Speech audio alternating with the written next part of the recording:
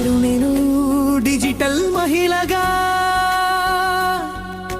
Digital మహిళా సంఘం సభ్యురాలిగా గర్వంగా ఈ ప్రతిజ్ఞ చేస్తున్నాను.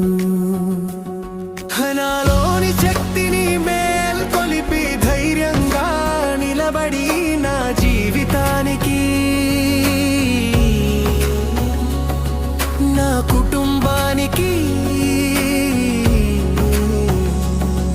నా సమాజానికి మార్పు తీసుకురావడానికి కృషి చేస్తాను.